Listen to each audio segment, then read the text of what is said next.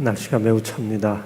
우리 연말에 하나님의 건강 축복이 우리 모든 성도님들과 함께 하시기를 바랍니다.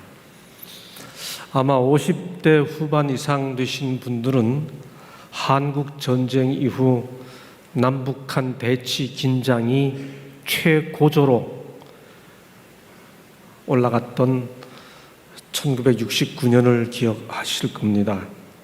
그해 1월에 소위 1.21 사태가 있었죠. 그리고 12월 18일에 이승복 어린이 사건이 있었습니다. 그리고 그해 여름쯤에 또 한 번 무장 공비 침투가 있었죠. 그해 1969년은 그렇게 세 차례에 걸쳐 무장 공비가 남쪽으로 내려와서 북상하면서 민가를 습격했던 사건들이 있던 해입니다. 그런데 여러분, 그 1969년도 무장공비 침투 사건 지도를 보시면 그해 남쪽에 침입했던 공비들이 북으로 올라가면서 지나갔던 그 루트, 이 북상 루트가 모두 우리 고향을 지나갑니다. 저는 무장공비를 직접 봤습니다. 그때 이후로 우리 마을에는 거의 1년 내내 군인들이 와 주둔하고 있었죠. 뜬금없이 무장공비 이야기하는 게 아니고요. 그 정도로 산골이었던 제 고향에 어떤 분들이 이사를 왔습니다. 보시는 대로 이 태백산맥을 타고 백두대간을 따라 내려가다 보면 대관령을 만나죠. 대관령에서 다시 남쪽으로 내려가면 보시는 대로 닭목령이라고 하는 곳이 나오는데, 저희 마을 해발 700m가 넘는 저희 마을 걸어서 올라가는 입구입니다. 대길이지요. 여름에는 정말 아름다운 곳이고요. 1년 내내 감자 먹고 살았습니다. 저희는 이곳에서 5대째, 저까지 5대째 살고 있었습니다. 근데 이 첩첩산중, 무장공부들이 북상 루트로 삼는 이 첩첩산 중에 제 초등학교 아마 2, 3학년 때쯤에 어떤 분들이 우리 마을에 이사를 왔습니다. 처음으로 그 집에서 다 홍두깨로 칼국수를 위해 홍두깨로 이 반죽을 밀던 그 시절에 그 집에서 국수 기계를 설치해 놓고 국수를 팔았기 때문에 국수집이라고 불렸습니다. 그런데 그 집에서 아이들을 모아놓고 무슨 노래를 가르쳤습니다. 그때 누나 등에 업혀서 그 집에 가서 배운 노래 중에 지금도 제가 기억하는 노래가 있습니다. 베드로, 안드레, 야고보, 요한, 빌립과 바돌로메, 도마, 마테, 야고보, 다데오, 열심당 시몬, 예수님 배반한 가룟 유다. 예, 제가 무슨 말인지 무슨 뜻인지도 전혀 모르고 배웠던 그 12제자 이름을 그때 배운 노래 멜로디도 가사도 그대로 기억합니다. 또 한 노래 기억합니다. 돌 팔매 누가 잘하나, 소년 다윗 돌 팔매 누가 이기나. 그 다음 모릅니다. 거기까지 기억납니다. 저는 그분들이 우리 재림 성도라고 하는 사실을 고등학교 2학년 때 교회 나온 이후 그때도 몰랐습니다. 제가 목사가 되고 어딘가 저 지방합회에 가서 집회를 하다가 제가 제 고향 이야기를 했더니 어떤 분이 오셔서, 목사님, 아버님 함자가 어떻게 되십니까? 저는 그 국수집 주인공을 저 지방합회 집회 갔다가 만났습니다. 그리고 좀 더 시간이 지난 다음에 그때 그분들 때문에 우리 신앙을 받아들인 우리 고향 형님들이 있음을 알게 되었습니다. 그때는 전혀 몰랐죠. 그분들이 거기 왜 왔을까요? 무장공비 지나가는 첩첩산중 그 왕산면 대길이로 거기 왜 왔을까요? 그때 이 사진들이 그 사진은 아닙니다만 우리가 그때 그 버드나무 집 아래에서 성경학교도 배우고 졸업장도 받고 제가 그러므로 우리 재림교회를 맨 처음 만난 것은 고등학교 2학년 때 처음 교회를 나가기 시작하기 훨씬 전인 그때 이 어린 나이에 처음 만났죠. 그러나 그때 그 만남은 저에게 이 교회가 무슨 교회인지 뭘 가르쳐 주는 곳인지 전혀 모른 채 지나갔었는데 이후에 알게 됐죠. 그분들이 거기 왜 오셨을까요? 왜 그 첩첩산중에 그분들이 들어왔을까요? 시골 생활하러 오셨습니다. 재림을 준비한다고 오셨던 겁니다. 참 이상합니다. 우리는 거기 이미 5대째 살고 있는데 그분들은 그때에 거기 와서 재림 준비한다고 거기 오셨던 거지요. 우리는 이미 거기 5대째 살고 있는데 60, 70년대 시골 생활하신 분들을 가끔 만납니다. 그분의 자녀들을 저희 신학과 학생들로 제가 만납니다. 이런저런 합회에 이런저런 교회에 가서 집회를 인도하다 보면 그런 경험 가진 분들을 만나지요. 그분들 중에 제게 이렇게 말씀하시는 분들이 가끔 있습니다. 목사로서 참 아픈 이야기입니다. 그분들이 하는 이야기를 있는 그대로 다 전해드리죠.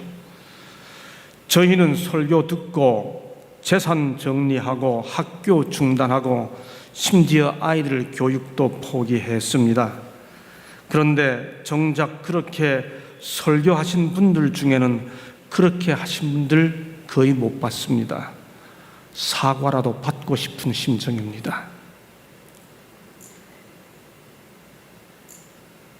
참 아픈 이야기입니다.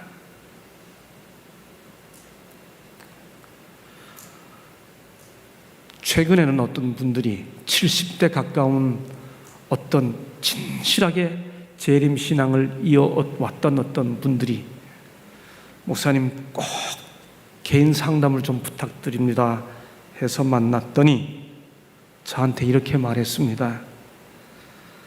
저는 평생 재림신앙 하면서 구별되라는 말씀만 들었습니다. 그런데 이제 왜 갑자기 섞이라 합니까? 평생 구별되기 위해 살아온 그 삶이 내게 DNA가 됐는데, 내 유전자가 됐는데 이제 갑자기 섞이라고 하니까 됩니까? 괴로울 뿐입니다. 재림신앙의 근본을 생각하면서 우리의 현실이 어떤지를 되짚어 보자는 거지요. 괴롭다는 겁니다. 아프다는 겁니다. 여러분, 이런 말 들을 때 그분들 누구보다 말씀대로 살기 위해 그렇게 한 것뿐인데 왜 아파할까? 그 아픔이 우리에게도 전해지는 거지요.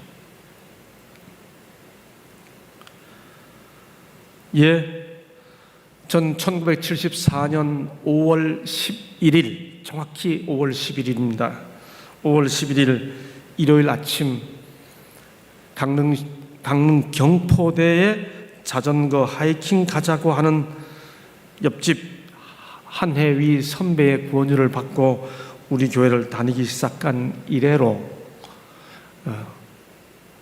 교회 출석을 그야말로 본격적으로 하기 시작했습니다. 여러분, 그렇게 하면서 저는 성경을 배우기 시작했죠. 배우면서 이런 연대를 들었습니다. 1755년 11월 1일, 1780년 5월 19일, 1833년 11월 13일, 이 세 가지 연대 중에 저 연대들이 무엇을 의미하는지 전혀 모르는 분들이 혹시 계십니까? 아마 우리 젊은이들은 거의 모를 겁니다. 그런데 50대 이상 되신 분들은 침례 받을 때 이게 무엇을 의미하는지 모르면 침례 못 받았습니다. 그 시절 1755년 11월 1일 리스본 대지진, 1780년 5월 19일 암흑일, 1833년 11월 13일 유성일, 별들이 하늘에 떨어지고, 여러분 저도 이런 연대들을 배우면서 재림의 징조를 배우기 시작했습니다. 지진의 의미를, 전쟁의 의미를 배우기 시작했죠. 전쟁이 단순히 전쟁이 아니라는 겁니다. 지진이 단지 자연현상이 아니라는 겁니다. 지진이 일어날 때마다 또 물이 부족해서 기근이 일어나는 일들, 이것이 무엇을 의미하는지를 배우기 시작했습니다. 전쟁, 지진, 기근, 해일, 이 모든 것들이 마태복음 24장 6절 7절에 나오는 어떤 사건의 징조라는 겁니다. 민족이 민족을, 나라가 나라를 대적하여 일어나겠고 처처의 기근과 지진이 있으리니 그날 환난 후에 즉시 해가 어두워지며 달이 빛을 내지 아니하며 별들이 하늘에서 떨어지며 하늘의 권능들이 흔들리리라. 이 성경절들과 함께 이런 사건들, 이런 연대들이 연결되면서 이 사건들은 그저 자연스러운 자연현상이나 사회현상 그 이상이라는 겁니다. 1월 성신에는 징조가 있겠고 땅에서는 민족들이 바다와 파도의 우는 소리를 인하여 혼란한 중에 곤고하리라. 사람들이 세상에 임할 일을 생각하고 무서워함으로 기절하리니 이는 하늘의 권능들이 흔들리겠습니다. 그때에 사람들이 인자가 구름을 타고 능력과 큰 영광으로 오는 것을 보리라. 재림의 임박함을 배우면서 그 재림의 임박을 가르쳐주는 여러 현상들로서 전쟁, 지진, 기근의 의미를 배우기 시작한 거지요. 저는 이런 것들을 배우고 난 다음 자부심으로 가슴이 충만해졌습니다.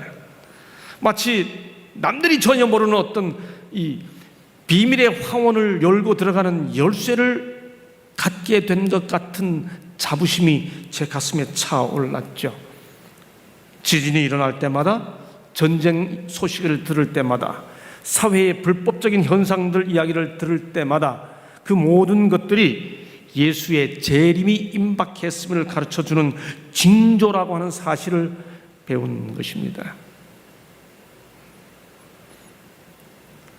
아무것도 모르고 그저 지진 났다고만 이야기하는 친구들을 바라보면서 바보들, 이게 단순한 사건이 아닌데 하는 생각을 하면서 저만이 가지고 있는 소중한 비밀, 아주 차원 높은 비밀을 간직했다고 하는 자부심이 가슴을 가득 메웠죠.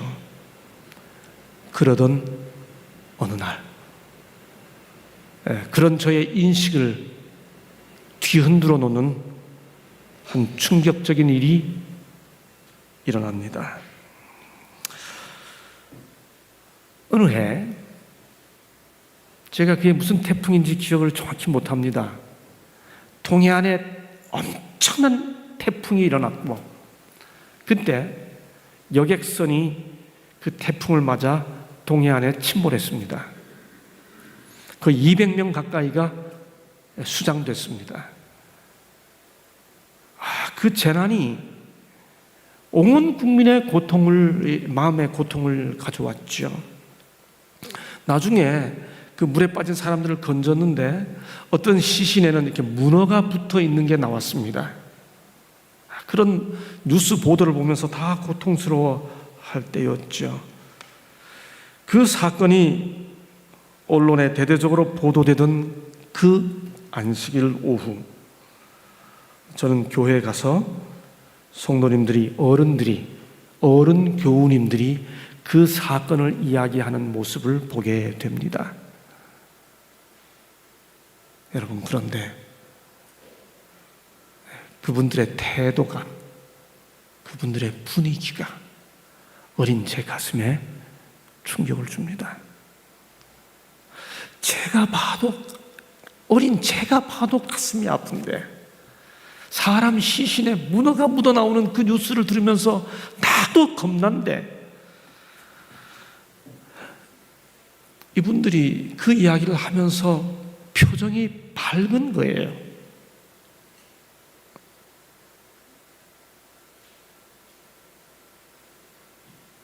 표정이 아프지가 않은 거예요. 이제 하늘에 갈 때가 정말 가까웠다고, 우리들이 하늘 갈 때가 가까웠다고 말하면서 밝은 표정을 짓는 거예요. 이게 뭐냐?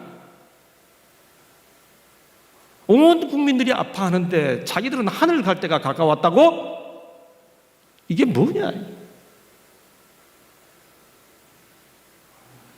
어린 제게는 그런 모습이 참 충격이었습니다. 그때 이후 재난이 일 때마다 주위를 살피는 것이 습관이 됐습니다. 지진 이야기를 하는 우리 교우님들, 전쟁 이야기를 하는 우리 교우님들의 표정을 살피는 것이 버릇이 되었습니다.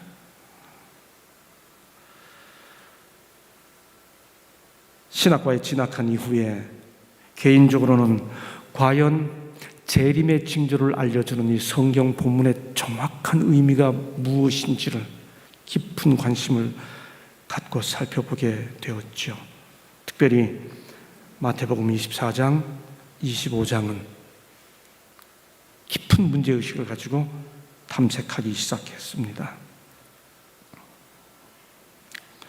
주의 임하심과 세상 끝에는 무슨 징조가 있사오리이까? 제자들이 물었죠. 주의 임하심과 세상 끝에는 무슨 징조가 있사오리이까? 주님께서 나라가 나라를, 민족이 민족을, 지진이 있고 기근이 있고 거짓 선지자 말씀을 다 하셨죠. 이 모든 것들이 세상 끝에 있을 징조라는 거지요. 여러분, 그런데 8절은 어느 날 제게 충격처럼 다가왔습니다. 이런 일이 있어야 하되 끝은 아직 아니니라. 너무나 쉽고 당연한 구절인데 제자들이 물었던 끝하고 주님이 대답하신 끝이 다른 겁니다. 제자들은 끝에 무슨 징조가 있사오리까 물었는데 주님은 그 징조들을 여러 가지 언급하신 다음에 끝이 아니라고 대답하시는 겁니다. 이게 도대체 어떻게 된 겁니까? 그러고 보니 제자들이 물은 질문에 대한 대답으로 하신 주님의 언급들, 전쟁, 지진, 기근, 거짓 선지자, 이런 사건들은 제자들이 물은 끝에 대한 대답일 수는 있어도 주님이 말씀하신 끝의 징조는 아닌 겁니다. 여러분, 성경을 문자 그대로 정확히 한번 보십시오. 주님은 이어서 뭐라고 말씀하셨는가 하면 이 모든 것은 재난의 시작이라고 말씀하셨습니다. 제자들이 끝의 징조로 물은 것에 대해 주님은 어떤 시작의 징조로 말씀하셨습니다. 재난의 시작이라는 겁니다. 그러면 주님이 말씀하시는 끝은 언제 끝납니까? 그러고 보니 성경을 보니 성경 원어인 헬라어로 보니 제자들이 물었던 끝하고 주님이 대답하신 끝도 단어도 다른 겁니다. 제자들이 물었던 끝은 순텔레이아라고 하는 단어고 주님이 대답하신 단어는 텔로스라는 단어로 마태가 구분해서 기록하고 있습니다. 시작된 재난은 언제 끝납니까? 그러면 전쟁, 지진, 기근 등등이 아직 다 끝이 아니고 재난의 시작일 뿐이라고 대답하신 주님께서 주님이 말씀하시는 그럼 그 끝은 언제 끝나는 겁니까? 주님이 답을 주셨습니다. 마태복음 24장 14절 그러나 끝까지 견디는 자는 구원을 얻으리라. 아직 끝은 아니니라. 아직 텔로스는 아니니라. 말씀하셨던 주님이 그 텔로스가 언제 끝나는지를 설명하시기를 끝까지 견디는 자는 구원을 얻으리라. 이 천국 복음이 모든 민족에게 증거되기 위하여 온 세상에 전파되리니 그제야 끝이 오리라. 여러분, 이 구절은 분명합니다. 제자들이 물었던 순텔레이아의 그 끝으로서의 징조, 전쟁, 지진, 기근, 불법이 성행하고 거짓 선지자가 나타나고 하는 이런 모든 징조들은 재난의 시작을 알려주는 징조들이고, 그 징조가 끝나려면 천국 복음이 전해져야 끝납니다. 여러분, 그렇기 때문에 전쟁이 일어나고 지진이 일어나고 불법이 성행하고 할 때 하나님의 백성들이 이제 우리가 하늘 갈 때가 가까웠다고 기뻐할 게 아니고, 이 전쟁, 지진, 기근 빨리 끝내려면 내가 무엇을 해야 하는지를 생각해야 하는 거지요. 천국 복음이 온 세상에 전파돼야 그제야 끝이 옵니다. 그제야 끝이 옵니다. 그러므로 재난이 시작되면 우리가 눈을 들어 어디를 봐야 하겠습니까? 여러분, 우리가 좋아하는 참이 하나 있죠. 눈을 들어 하늘 보라. 어지러운 세상 중에 곳곳마다 상한 영의 탄식 소리 들려온다. 가사의 의미는 이해가 됩니다. 여러분, 그런데 가사의 전후를 한번 논리적으로 생각해 보세요. 눈을 들어 하늘 보라고 말한 다음에 이어지는 모든 가사의 내용은 세상입니까? 하늘입니까? 눈을 들어 하늘 보라, 소망이 있다 이렇게 말하지 않고 눈을 들어 하늘 보라 한 다음에 이어지는 내용은 다 세상의 이야기입니다. 아파하고 고통하고 괴로워하는 세상 이야기입니다. 어지러운 세상 중에 곳곳마다 상한 영의 탄식 소리 들려온다. 그렇습니다. 상한 영의 탄식 소리를 들으려면 그 탄식 소리 들리는 어디를 봐야 하겠습니까? 세상을 봐야죠. 여러분, 그래서 주님은 뭐라고 말씀하셨습니까? 눈을 들어 하늘 보라가 아니고 눈을 들어 밭을 보라 그랬습니다. 휘어져 추수하게 되었도다. 전쟁이 일어나고 지진이 일어나고 불법이 성행하고 거짓 선지자가 나타나면 우리가 하늘 갈 때가 가까웠다고 밝은 모습으로 찬미할 때가 아니고 저 고통당하는 사람들을 구원하기 위해 곳곳마다 상한 영의 탄식 소리 들려오는 밭을 봐야 하는 거죠. 세상을 봐야 하죠. 그래야 끝이 오니까요. 그래야 주님이 오시니까요. 지금까지 드린 말씀을 표로 한번 정리해 보겠습니다. 이 표 하나가 모든 걸 말해줍니다. 제자들이 물었던 순텔레이아의 징조들은 전쟁, 지진, 기근, 거짓 그리스도의 출현과 증오와 불법이 성행하는 겁니다. 이런 부정적 징조들입니다. 재난의 시작을 알려주는 징조들입니다. 이 징조들은 살펴야 할 징조들입니다. 세상에 일어나는 징조입니다. 그러나 텔로스의 징조가 있습니다. 천국 복음을 전해야 하는 거지요. 긍정적인 징조입니다. 재난을 끝내는 징조입니다. 이것은 살펴야 할 징조가 아니고 이루어야 할 징조입니다. 성도들이 이루는 징조지요. 우리는 어쩌면 재림을 기다리면서 세상에 일어나는 징조들을 살피기만 했는지 모르겠습니다. 아닙니다. 정말 재림을 기다리는 사람들이라면 그들이 이루어야 할 징조가 하나 있습니다. 살피는 징조들이 아니라 이루어야 할 징조, 천국 복음을 전하는 거지요. 여러분, 저는 개인적으로 그래서 종말론이란 단어를 참 싫어합니다. 종말론 앞에다가 무슨 좋은 단어를 갖다 붙여놓더라도 종말론은 종말론일 뿐입니다. 여러분, 우리는 종말을 기다리는 사람들이 아닙니다. 우리는 재림 소망을 가진 사람들이지요. 여러분, 기억해 주십시오. 세상이 끝났음, 재난이 시작했음을 알려주는 수많은 종말의 징조들은 있을지 몰라도 정작 재림이 있다고 하는 사실을 알려주는 재림의 징조는 하나밖에 없습니다. 종말의 징조들은 많아요. 그러나 재림의 징조는 천국 복음이 전해져야 하는 것, 그게 재림의 징조입니다. 지진이 1000번 일어나도, 전쟁이 1000만 번 일어나도 천국 복음이 전해지지 않으면 재난은 끝나지 않고 그제야 끝이 오리라는 이루어지지 않기 때문에 그렇습니다. 고통스러운 재난을 끝내려면 복음이 전해져야 하기 때문이지요. 여러분, 작년 2016년 제3기 안교 교가 주제를 기억하십니까? 지역사회에서의 교회의 역할. 저는 이 제3기 안교 교가 해설을 진행하면서 이 교가가 우리 교회에서 나온 거 맞아 하는 느낌이 들 정도였습니다. 정말 늦었지만 너무나 다행이라는 감사한 마음으로 이 교가 해설을 했던 기억이 있습니다. 이 교가의 마지막 주제가 어떻게 재림을 기다려야 하나, 그런 제목이었습니다.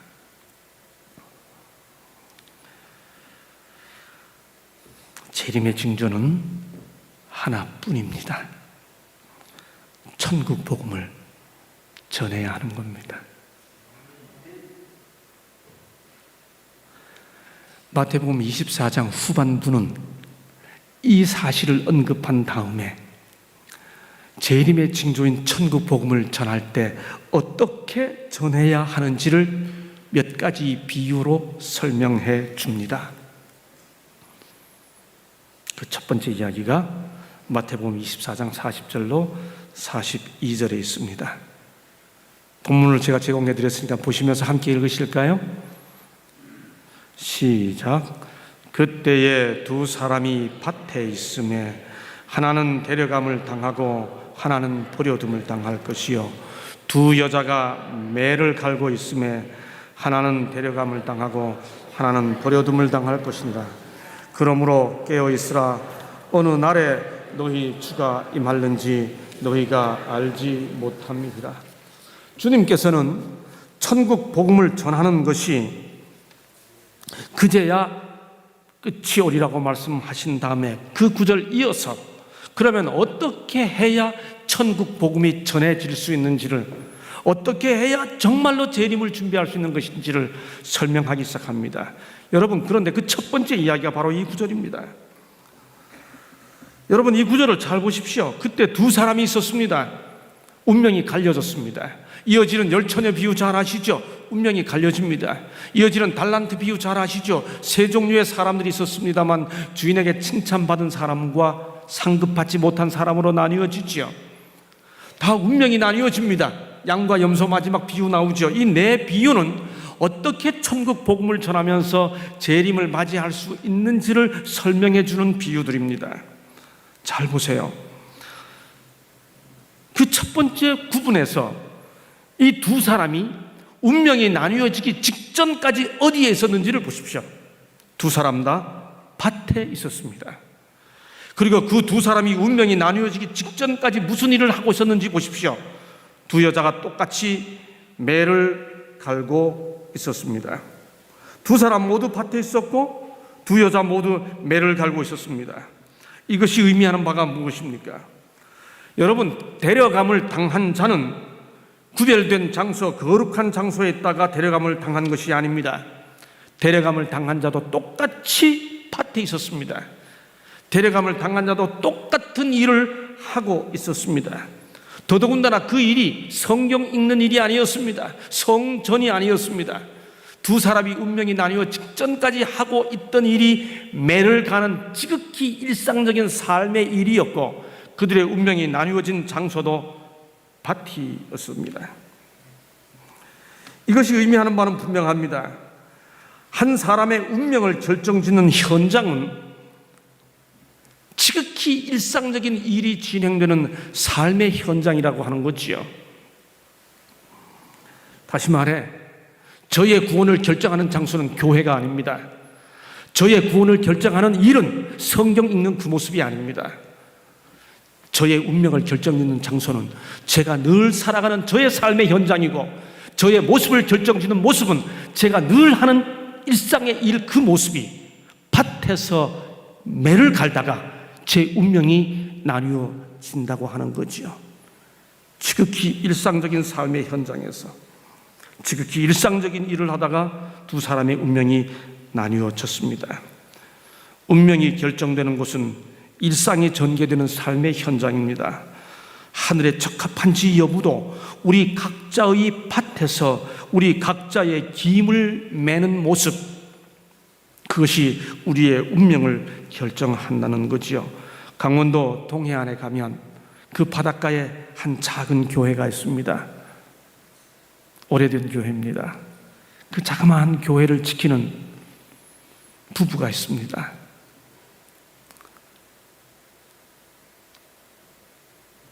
남편은 저의 오랜 친구고 부인은 제가 고등학생 때부터 알던 분입니다. 여러 번 이사할 기회도 있었지만 교회를 지키기 위해 그 마을을 그대로 지키고 있습니다. 마을 사람들에게 그분들이 어떤 분인지 물어봅니다. 그분들이 말합니다.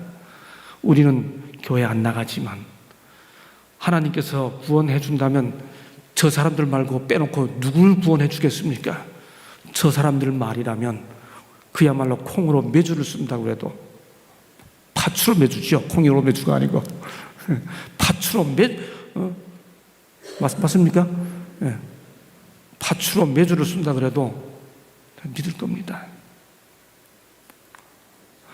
그 동네 대소사에 헌신적으로 참여하는 그분들의 일상적인 삶의 모습, 정직이 뭔지, 양심이 뭔지 그분들을 보면 그냥 알 수 있다고 말하는 그분들. 세상 사람들이 우리가 교회 안 나가지만 하나님께서 데려간다면, 천국에 데려간다면 저 사람들 말고 빼놓고 누굴 데려가겠습니까? 라고 말하게 되는 사람들, 세상 사람들이 먼저 아는 거죠. 밭에서 매를 갈다가 한 사람은 데려감을 당하고 한 사람은 버려둠을 당했습니다. 흰 옷을 입고 교회에서 기도하고 성경 보다가 하늘에 가는 게 아닙니다. 늘 살아가는 내 모습이 어떠한지가 나로 하여금 영원한 운명을 결정하게 하는 거죠. 이어서 주님은 그 유명한 열처녀의 비유를 들었습니다. 열처녀 비유의 교훈도 아주 간단하고 분명합니다. 이 열처녀 모두 등이 있었습니다. 이 열처녀의 등에 다 기름이 있었습니다. 어리석은 5 처녀의 등에도 기름이 있었습니다. 왜냐하면 25장 9절을 보면 우리 등불이 꺼져가니 라고 말하기 때문입니다. 그러므로 어리석은 5 처녀의 등에, 문제는 등에 기름이 없었던 것이 아니고 차이점은 그릇이 있었느냐 없었느냐입니다. 슬기로운 5 처녀는 그릇에 기름을 담아 등과 함께 가져갔더니라고 말합니다. 등에 기름은 다 있었습니다. 그릇에 기름이 없었습니다. 여러분, 그러므로 5 처녀를 구별하는 관건은 그릇에 기름이 있느냐 없느냐입니다. 이게 무엇을 의미하겠습니까? 등 속의 기름은 지금 당장 불 밝히기 위한 것입니다. 맞습니다.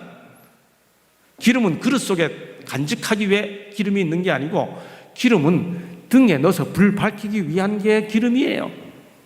그러나 등에만 기름이 있고 그릇에 기름이 없으면 결정적인 순간에 기름이 부족해진다는 거죠. 그릇의 기름과 등의 기름, 여러 가지로 설명할 수 있겠습니다만 우리들의 실제적인 삶에 적용해서 아주 구체적으로 실제적으로 한번 이해해 보십시다. 당장 불 밝히기 위한 기름, 사람들하고 만난 것이겠죠.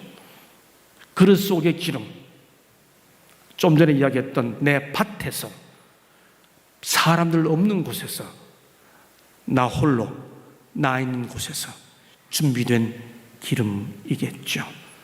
무슨 뜻입니까?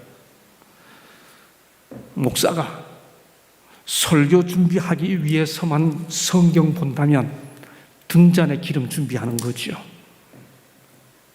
그것 가지고는 결정적인 순간에 부족하다는 겁니다. 목사가 교인들 성경 권면하기 위해서만 성경 읽는다면 그릇에 기름이 없는 거죠. 장로님들이 교회에서 보이는 그 모습 이외에 하나님하고 만나는 교회에서의 모습이 아니라 평상시의 모습에서 하나님과 교통하는 그릇이 없으면 그것하고는 안 된다는 거죠. 저는 안교장님이 누군지 모르니까 안교장님이 아무리 아름답게 권면해도 안교 권면하기 위해서만 준비하는 것 갖고는 등 밝힐 수는 있을지 몰라도 그릇에 기름이 부족할 수 있다는 거죠. 역시 밭에서 김을 매는 모습을 이어서 강조해주고 있는 겁니다. 세 번째 비유, 달란트 비유입니다. 간단합니다. 이 비유도 핵심이 뭐죠?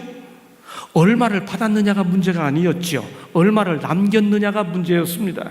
2달란트, 1달란트, 2달란트, 5달란트, 종류는 세 부류입니다만은 5달란트 받은 자가 5달란트 남기고 2달란트 남긴 자가 받은 자가 2달란트 남겼을 때 똑같은 칭찬을 받았습니다. 그러므로 1달란트 받은 자가 1달란트만 남겼으면 5달란트 받은 자가 5달란트 남긴 것과 똑같은 주인의 상을 받을 수 있었습니다. 종류는 세 부류입니다만 결국 두 부류입니다. 달란트 사용한 자와 달란트 묻어둔 자. 이 비유의 의미에 대해 이지 화이트는 아주 선명하게 설명해 주셨습니다. 예수께서는 그의 재림을 기다리는 것이 무엇을 의미하는지를 보여주셨는데 그것은 무료하게 기다리는 일로 시간을 보낼 것이 아니라 부지런히 일하면서 시간을 보내라는 것이 없다. 근데 뭐에 부지런해야 합니까?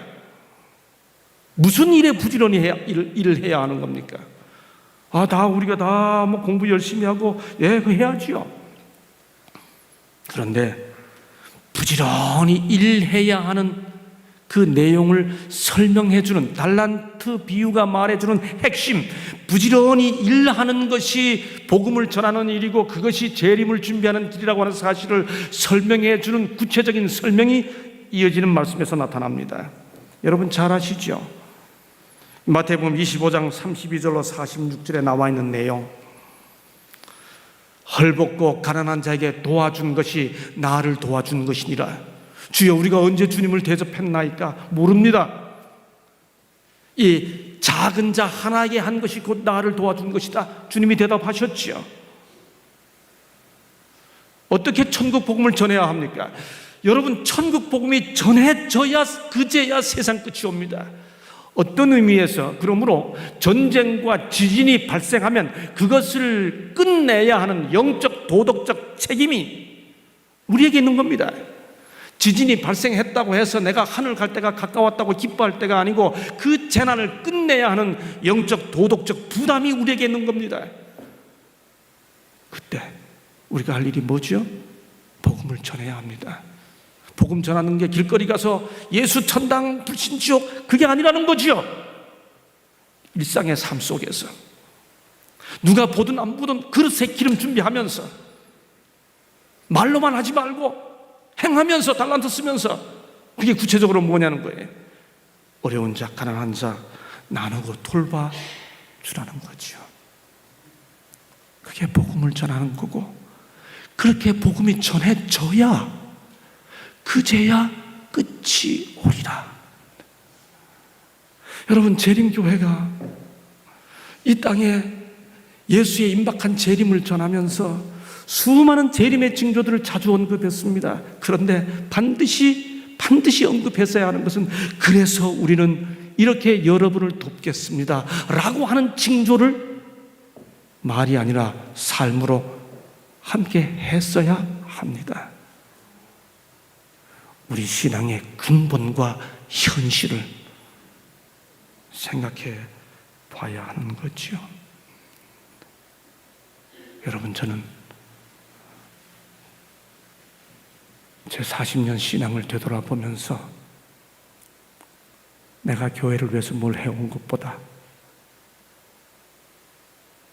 교회에서 받은 은혜와 사랑이 너무 크기 때문에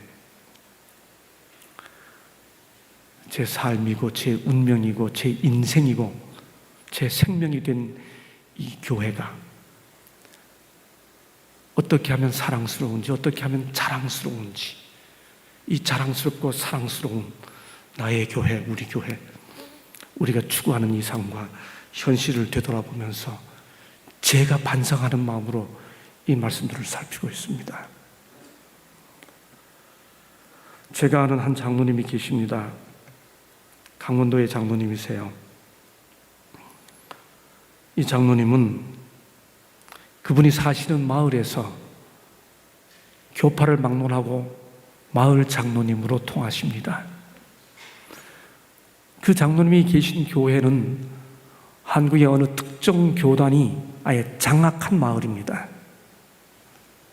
그 마을 전체가 다 그 교단 교회라고 해도 과언이, 그 마을에 사는 어르신들, 노인들 누구 하나 예외 없이 그 교회와 다 연관되어 있다고 해도 과언이 아닌 그런 교회에 자그마한 우리 교회 하나가 있습니다.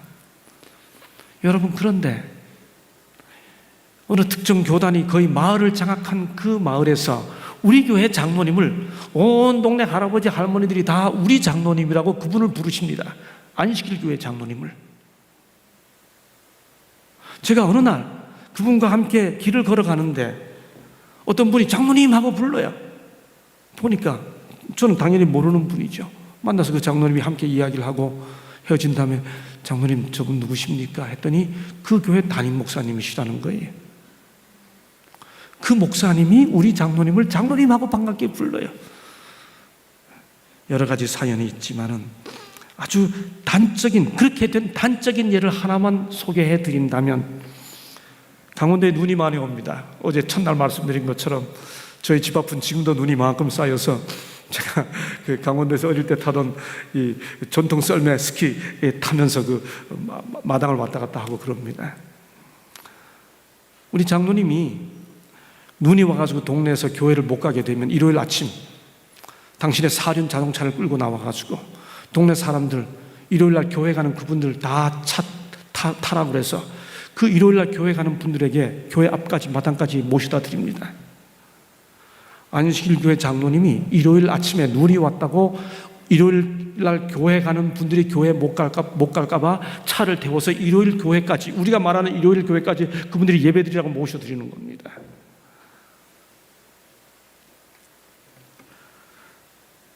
그러니 그분은 안식일 교회 장로님만으로 머물지 않고 우리 장로님으로 통하시는 겁니다. 참 멋있는 분이에요. 그러니 그 목사님이 장로님하고 부르는 거죠. 이게 세상을 구원해서 우리가 하늘 가겠다고만 생각하는 공동체 구성원들의 사고가 아니라 세상을 구원하겠다고 하는 사람들이 밭에서 살아가야 하는 모습이죠.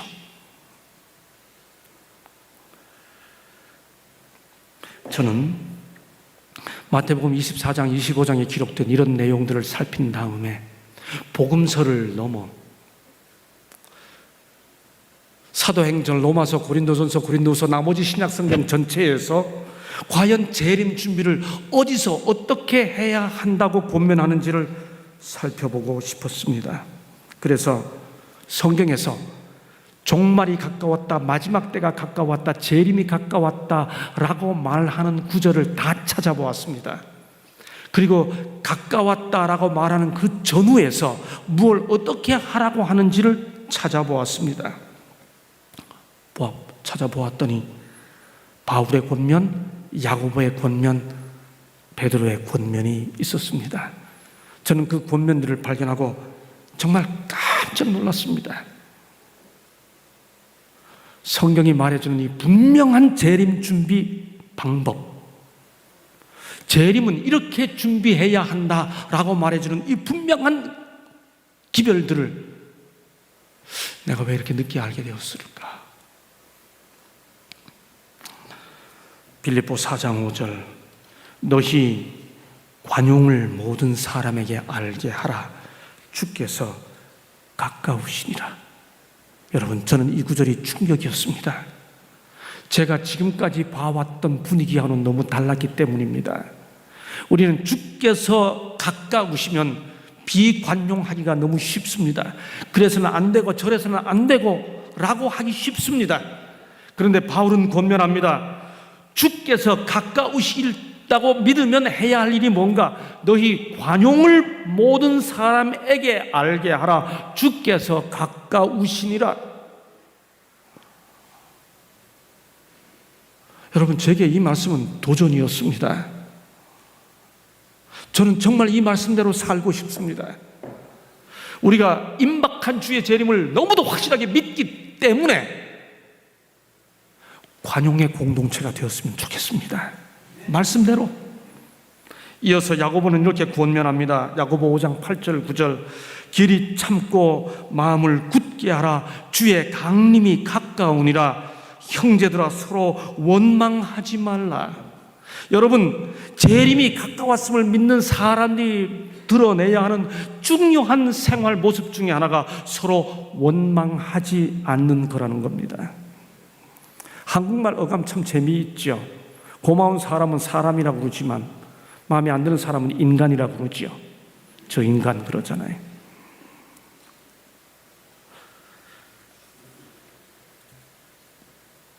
주의 강림이 가까우니라. 서로 원망하지 말라.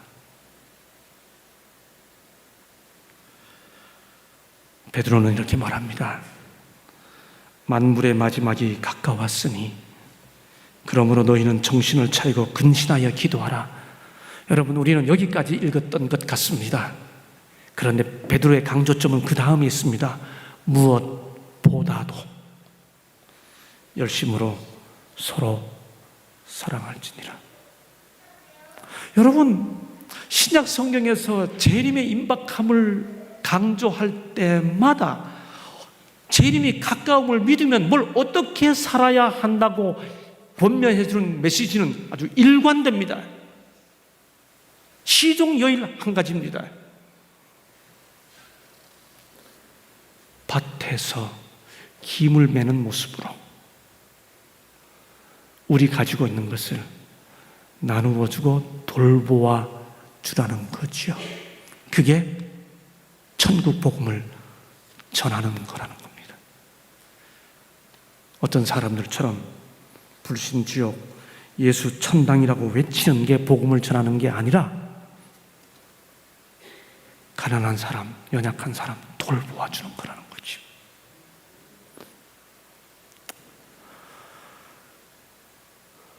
너나 할 것 없이 다 자기를 위해 삽니다. 여기 어르신들 계셔서 제가 정말 미리 송구하다고 말씀을 드리고 제가 말씀드리죠. 저는 대학생 시절 사람이 얼마나 오래 살면 50살이 되나 그런 생각한 적이 있었습니다. 얼마나 오래 살았으면 50살이 됐을까? 여러분, 그런데 제가 50살에서 10년이 더 지났습니다. 벌써. 그렇게 살아보니 나 할 것 없이 다 자기를 위해 사는 것 같습니다.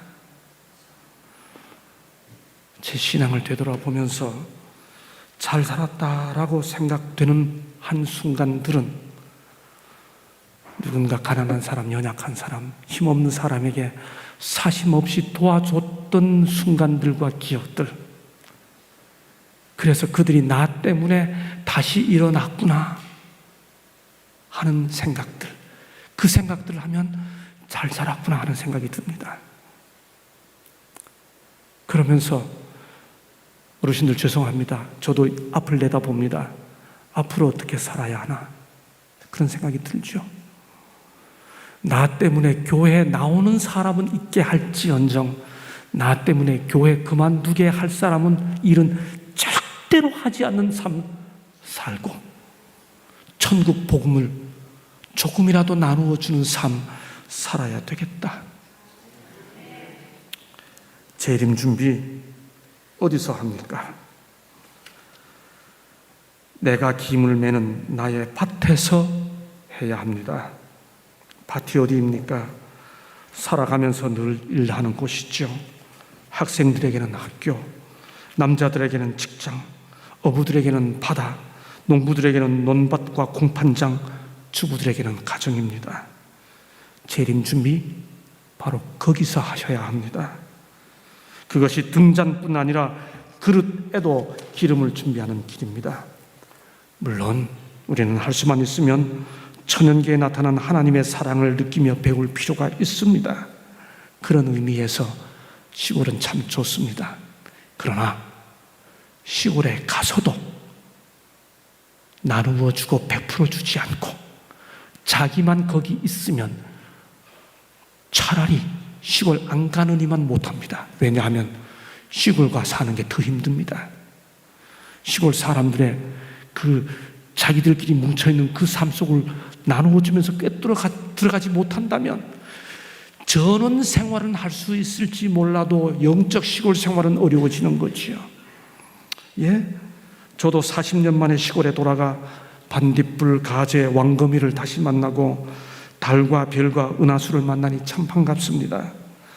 지진이나 단전 단수가 발생할 때도 고충 주거지에 불안함이 없다고 생각하니까 좋을 수 있지요. 그러나 진정한 재림 성도는 시골에서도 힘을 내야 합니다. 재림 준비 어떻게 해야 합니까? 사람을 관용하고 사랑해야 합니다.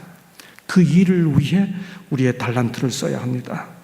달란트를 써서 벗은 자와 줄인 자를 도와줘야 합니다.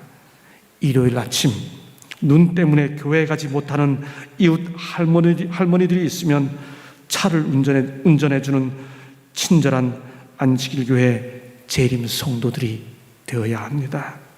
왜 그렇게 해야 합니까? 그게 천국 복음을 세상에 전하는 방법이기 때문입니다.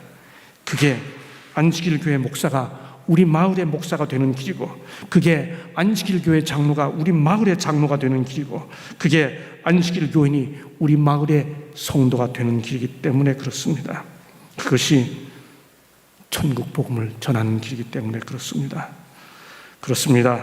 전쟁과 지진과 기근과 같은 종말의 징조가 아무리 일어나도 내가 고난당하는 이웃을 돌보는 사랑으로 그에게 천국 복음을 전하는 재림의 징조를 이루지 않으면 재림은 오지 않습니다. 세상이 무서울수록, 두려운 재난이 발생할수록 우리는 속히 그 두려운 일들을 끝내고 주님을 뵙기 위해 지금부터, 여기서부터 사랑과 선행으로 나부터 천국 복음을 전해야 합니다.